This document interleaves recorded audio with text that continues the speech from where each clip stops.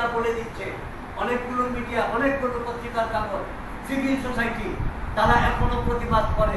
সেই জন্য আমি মৌলবাদী কথাটা আগে উল্লেখ করেছি যে আমরা যে জিনিসগুলোকে রিড করছি সেখানে এই মৌলবাদীরা আজকে সামাজিক পর্যায়ে গিয়ে পুরো সমাজটাকে কলুষিত করে ফেলছে। এইটা ভয়ঙ্কর, এইটা থেকে আমাদের দূরে থাকতে হবে এবং এইটার সূত্র ধরে মানবিকতা, যে কোনো রকমের অধিকার, মানব অধিকার, গণতান্ত্রিক অধিকার সব বিলুপ্ত হয়।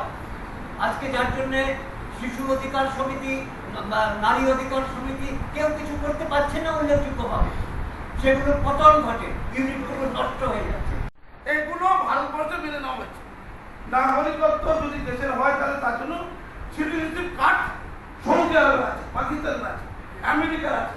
ভারতবর্ষ ওই নাগরিকত্বের কার্ড তৈরি করার কথা ভারতের সংবিধানের মধ্যে আছে। সেইটা তৈরি করার জন্য সুপ্রিম কোর্ট অর্ডার দিয়েছে। সেইটা করতে গিয়ে এনআরসি করা হচ্ছে। আসামে করতে গিয়ে গন্ডগোল হয়ে গেছে যে প্রচুর লোক যারা দীর্ঘদিন ধরে বাস করছে তাদের কাগজপত্র প্রচুর নেই, তাহলে তাদেরকে তাড়িয়ে দেওয়া হবে। এই জন্য আগে বিশ্লেষণ করা হচ্ছে যে যারা ভারতীয়ত্ব পাওয়ার যোগ্য বিভিন্ন কারণে তাদের ভারতীয়ত্বটা পরিষ্কার করে দিয়ে দেওয়া, ভারতীয় তাদের প্রমাণপত্র যেটা নাগরিক আছে। এই জন্য করার কথা মানতে আপনার ভারতবর্ষে প্রত্যেকের সিটিজেনশিপ কার্ড পাওয়া এটা আমাদের লক্ষ্য হচ্ছে। না আমরা কেউ যার পাসপোর্ট নেই একজনও বিদেশে গেলে নাগরিক হয়, সব নাগরিক।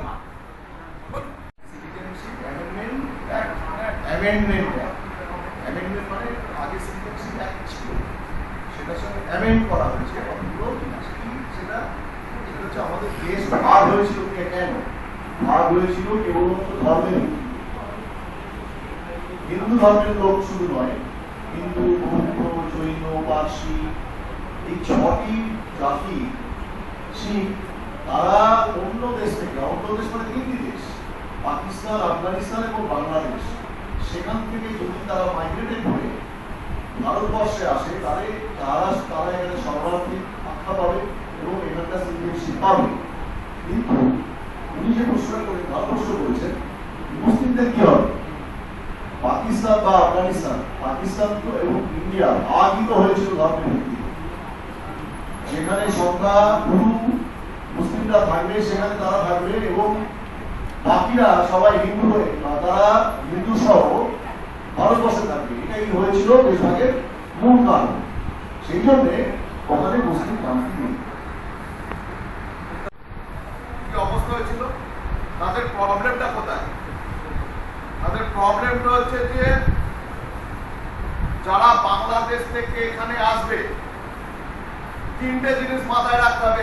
এক, এখানে এসে আমরা ভারতকে নষ্ট করতে পারবো না। 2 হচ্ছে এখানে এসে ব্যবসা করে এখানের টাকা আমরা অন্য জায়গায় নিয়ে যেতে পারবো না।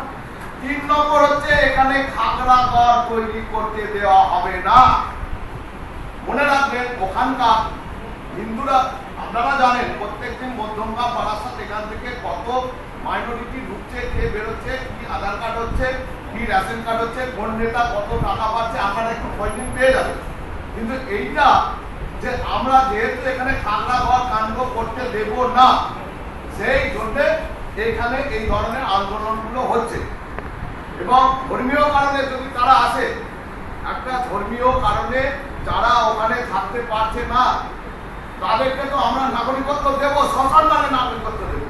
কিন্তু কেউ যদি এখানে এসে বোমা বারুদ বানাবে, এখানে এই করবে তা করবে, ভারতবর্ষ পশ্চিমবঙ্গকে অশান্ত করে তুলবে, সে তাদেরকে দেওয়া হবে না, এটা পরিষ্কার বলা। ঠিক আছে, কলকাতা প্রেস ক্লাবে যে আপনারা সেমিনারটা করলেন, বিষয়টা যদি আমাদের দর্শকদের কি বললেন বা কী করলেন? বিষয়টা বাংলাদেশের মাইনরিটি প্রবলেম এবং এখানে যাতে সিএ দ্রুত কার্যকরী হয় মূল বিষয় এখানে। তার সাথে অন্যান্য বিষয়গুলো আছে, যেমন রোহিঙ্গা সমস্যা।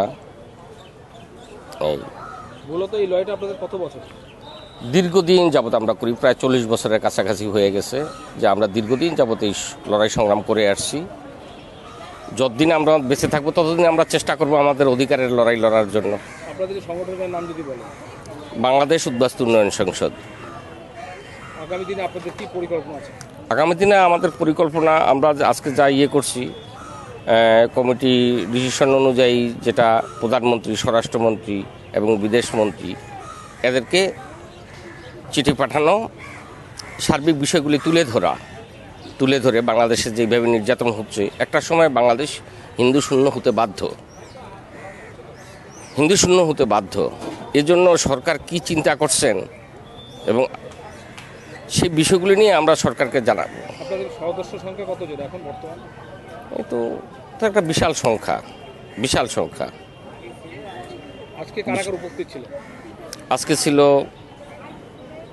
অধ্যাপক কালবরণ দাস, ক্যামেলিয়া কলেজের অধ্যাপক, এবং সংগঠনের উপদেষ্টা প্রদীপম চৌধুরী,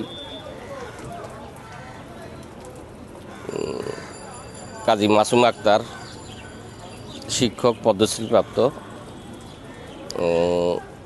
অ্যাডভোকেট সুভাষ রয়, কলকাতা হাইকোর্ট, এবং রুদ্র হালদার, সংগঠনের সম্পাদক, এই সমস্ত। আমি বিমল মজুমদার, সংগঠনের সভাপতি। আমাদেরকে জানান কি করলেন আজকে?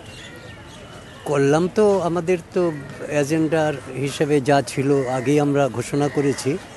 তার মধ্যে যেটা আমাদের প্রধান দাবি এদিককার সিএএ।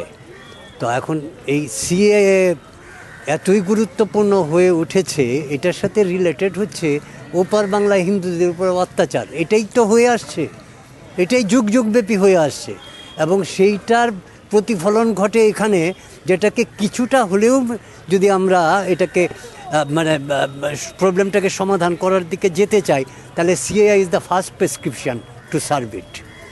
এই জায়গাটাই আমাদের মূল তুলে ধরার, এবং সেটা কিভাবে হবে, কি হবে না হবে পরবর্তী সময়ে, সেটা এরা যদি প্রপারলি না করে, আমরা পরবর্তী সময়ে আরও আন্দোলনের দিকে, আরও পরবর্তী কিভাবে বিক্ষোভ দেখানো যায়। কারণ আমাদের মূল স্বার্থটাই হচ্ছে এপার বাংলায় চলে আসা উদ্বাস্তুদের জন্যে, এবং ওপার বাংলায় মাইনরিটিসদের ভালোভাবে তাদের সম্মানজনক নাগরিক হিসেবে জীবনযাপন করার অধিকারের লড়াই। এটা হচ্ছে মূল কথা। সেটা তো বাংলাদেশ সরকার করবে, আপনারা এখানে আন্দোলন করে? আমরা আন্দোলনটা আন্তর্জাতিকভাবেও হয়। বহু দেশ আছে যে দেশ তার সরকার থেকে বা তার থেকে বিচার পায় না, সেখানে অত্যাচারিত হয়, তখন একটা আন্তর্জাতিক মতবাদ সেটাতে গুরুত্ব বহন করে, এবং ভারত সরকার চাপ দেবে, ভারত সরকারও সেটাতে চাপ দেবে, আন্তর্জাতিকভাবেও যেন একটা চাপ আসে, এবং সেটার কিছু কিছু লক্ষণ পাওয়া যায়, দেখাও গেছে। হ্যাঁ, তো সেইটার দিকে আমাদের দৃষ্টি রইল। আমরা বিভিন্ন জায়গায় চিঠিপত্র এটা নিয়ে লেখালেখিও করি। আর এদিকটায় উদ্বাস্তুদের ব্যাপারটা আমরা স্টেট গভর্নমেন্ট সহ কেন্দ্রীয় সরকারকে বলবো যে অন্তত তাদের নাগরিকত্বের স্বীকৃতি দিয়ে তাদের জন্য একটা পুনর্বাসনের ব্যবস্থা করে দেয়া হয়, অন্তত মানবতর জীবনযাপনটা যেন না করতে হয়। এটাই আমাদের মূল কথা। আপনার নাম? প্রদীপ হোম চৌধুরী।